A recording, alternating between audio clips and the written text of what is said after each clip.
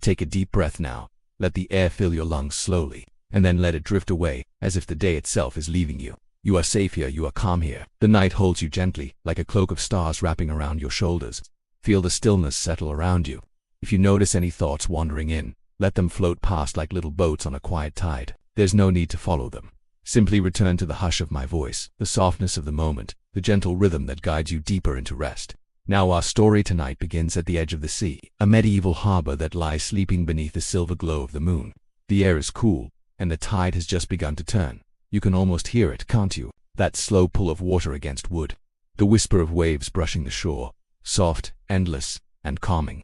High above the harbor, mounted on a stone tower, hangs the great bronze bell. It is older than the youngest sailor, older than the newest ship, older even than the lanterns that swing along the docks. For centuries, the bell has guided fishermen and merchant boats home through mist and storm.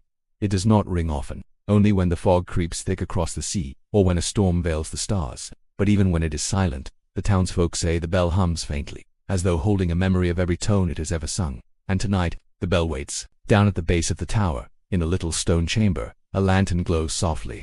The keeper of the bell, a boy not yet grown into manhood, sits upon a wooden stool. His name is Elias, and each night he polishes the bell's ropes, oils the wooden frame, and checks the clapper that hangs at its heart. He does this not because the bell is broken, but because he loves it. The bell, to Elias, is not just metal and stone. It is a voice, a friend, a guardian of the harbor.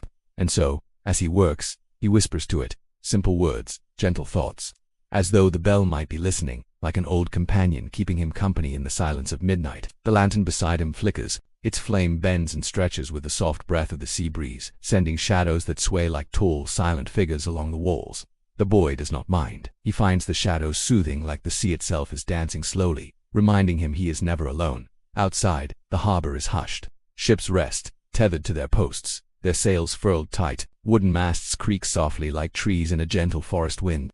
Somewhere, a gull stirs in its sleep, rustling feathers, then quieting again. The night is still. Only the sea and the bell remain awake, with Elias between them, keeper of their rhythm, listener of their endless lullaby. And as you listen now, you too can feel it. The hush of the tide, the warmth of lantern light, the steady presence of the bell above. Each detail folds gently into the next, weaving a soft blanket of sound and imagery, carrying you deeper into calm. The hour grows later now. A soft mist drifts across the harbor, curling in silver threads along the water's surface. It creeps around the wooden posts of the docks, slips between the boats, and begins to climb toward the tower where the great bell hangs. Elias notices the shift. He pauses in his polishing, his hand resting on the worn rope, and leans toward the window slit carved into the stone wall. The night has changed. Where before the stars lay bright and clear, now the sky looks softer, blurred, as though the heavens themselves have drawn a veil across their face. The boy listens, and in that silence, he hears the faint call of a boat, or dipping into water somewhere out beyond the mist. A sound both distant and near, muffled by the fog like a heartbeat behind a wall. This is why the bell waits. This is why Elias tends it each night. He sets his lantern on the ledge, the flame glowing like a small star in the hush. With steady hands, he takes hold of the rope. The bell above him looms vast and dark, its bronze surface cool with dew, waiting for his signal. Elias pulls once, twice, and the bell tolls. Its voice rolls out deep and slow, not harsh, but warm like the sea's own song. The sound carries across the harbor, through the town, and out upon the open water. Each note stretches long into the night, wrapping itself around the drifting boat, guiding it closer, closer to shore. The townsfolk snug in their beds hear it too, but to them, it is no alarm, no cry of danger. It is reassurance. It is safety, a reminder that someone is awake, keeping watch while they sleep. Elias closes his eyes for a moment. He lets the vibration of the bell travel through his hands, through his chest, through the stone floor itself. It feels like a heartbeat, steady, slow, strong, and as the bell fades, the night grows softer still. Beyond the fog, the faint glow of a lantern appears, a fisherman returning home, guided by the sound. The boat glides toward the harbor, unseen except for that flicker of light, then disappears again into the veil of mist. Elias does not worry. The bell has called, the sea has answered, and soon the boat will find its way to rest. The boy settles back against the wall, the rope still warm in his hands. He breathes deeply, matching his rhythm to the bell's fading echo. Each inhale slow, each exhale softer, as though he, too, is drifting like the boat upon the tide. The lantern beside him hums faintly with its small flame. The harbor creaks with wood and water, and the great bell waits in silence once more. The fog grows thicker now, like a blanket being drawn across the sea. It rolls in slow waves, wrapping the masts and sails, swallowing the farthest lights until only shadows remain. Elias leans back upon his stool, the rope resting gently in his hand. He knows the bell may be needed again soon, yet there is no rush. The fog does not frighten him. He has grown up with it, just as he has grown up with the sound of the sea.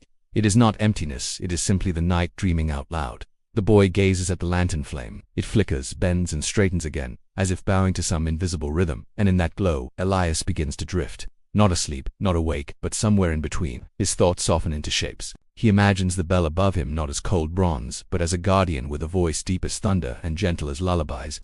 He imagines the sea as an old friend, its tides breathing in and out, whispering secrets in a language only he and the bell understand. In the haze of his mind, Elias hears the bell hum even when it is silent. A low, steady tone that seems to pulse with his heartbeat. It comforts him, anchors him, as the fog curls tighter around the harbor. Somewhere out there, he knows, another boat is searching for home. He imagines the sailors, wrapped in cloaks, straining their eyes against the mist. They do not see the shore, they do not see the lanterns, but they will hear the bell. They will always hear the bell. The thought soothes him, as if he too is being guided. Guided not to a harbor of ships and stone, but to a harbor of dreams, a place where all journeys end in peace. The lantern beside him pops faintly, a wick adjusting itself, and Elias's eyes grow heavier. The rope still lies beneath his fingers, warm, ready. He will not fail the bell, nor the sea, nor the sailors who listen. But for now he allows the night to hold him gently, just as the sea holds its boats, just as the stars hold the sky. Outside, the fog drifts, the harbor sighs, and the great bell waits, patient and eternal. The boy tilts his head back, eyes half closed, gazing at the sliver of sky above the harbor. Through gaps in the fog, a handful of stars peek through like watchful eyes, distant and kind. The constellations, Elias thinks, must know the bell as well as any sailor. He imagines them leaning closer, their lights trembling with curiosity. The North Star, steady and unwavering, nods in approval. Orion, with his great belt of 3, listens with the patience of a warrior at rest. Even the faintest stars ones most sailors overlook seem to shimmer as if humming softly in time with the bell's remembered echo. Elias breathes slowly. The air is cool, carrying the faint brine of the tide and the sweet musk of tarred ropes. Each breath seems to weave him further into the night, until he feels no difference between himself and the sea, the bell, the sky. He pictures the constellations as sailors themselves, adrift in endless dark, with only the harbor bell to guide them. How far they must have traveled. How many nights they must have watched in silence. And yet, like the boats below, they too can find comfort in the sound of the bell's voice. The rope twitches gently in his hand as though reminding him of its presence. He smiles faintly, but does not ring it. There is no need just now. The silence is not emptiness, it is sacred. A silence filled with the heartbeat of the waves, the hush of the fog, the listening of the stars. The lantern flickers again. A shadow leaps across the stone wall of the tower, stretching like a tall, gentle guardian. The boy imagines it is the spirit of the bell itself, walking quietly beside him, keeping vigil not only for the harbor, but for his own small, sleepy heart. And as the minutes pass, Elias begins to sense the vastness of it all, that the bell is not just for sailors, not just for the village, but for all who wander, all who drift in their own fog weather of sea, or of sorrow, or of dreams. Somewhere, far away, another child may be staring at the night sky, wondering if they too will ever find their way home. Elias feels the answer ripple through him. Yes, the bell is always waiting, the sea is always listening. The stars are always watching. And with that thought, his shoulders soften, his hands loosen, and his body grows heavier, as though the whole night is a cradle, rocking him gently toward rest. The harbor breathes, the sea sighs, the stars shine their endless watch, and above it all, silent but certain, waits the bell. Elias's eyes grow heavier, lids fluttering with the weight of sleep. The fog around him thickens, curling like blankets across the harbor stones, and soon he cannot tell whether he is awake or dreaming. The rope in his hand feels warm now, almost alive, like the hand of an old friend. And then without him pulling it sways gently, and a single low note hums from the bell above. Not loud, not sharp, but soft, round, and steady. A note that seems to sink into the very stones of the harbor, into the wood of the boats, into the rhythm of his breath. The sound glows. Yes, glows, as though the bell has released not just a voice, but a wave of pale light. It drifts outward, spilling across the water, shimmering over the surface like a silver path. Elias watches in awe as the path stretches far beyond the mouth of the harbor, beyond the reach of the fog spilling all the way into the horizon. It is as though the sea itself has become a mirror, reflecting 1,000 stars down into its depths. The boy feels lighter. The stones beneath him blur. The lantern flame tilts, and then gently, as though carried on the bell's own light, he begins to drift. He is no longer standing by the tower, but gliding upon the silver path that stretches across the sea. The air is cool and bright. The the stars wheeling above him like patient guardians. Each time the bell hums, another ring of light expands outward, guiding him farther, carrying him deeper into the dream. He looks down. Beneath the surface of the glowing water, he sees shadows moving, but they are not frightening. They are shapes of ships long gone, their sails faint and ghost-like, their crews at rest. They drift quietly below, following the path of light, their faces calm, their journeys complete. The boy understands. The bell does not only guide the living, it comforts all who wander, in sea or in spirit. It is a beacon, not just of safety, but of peace.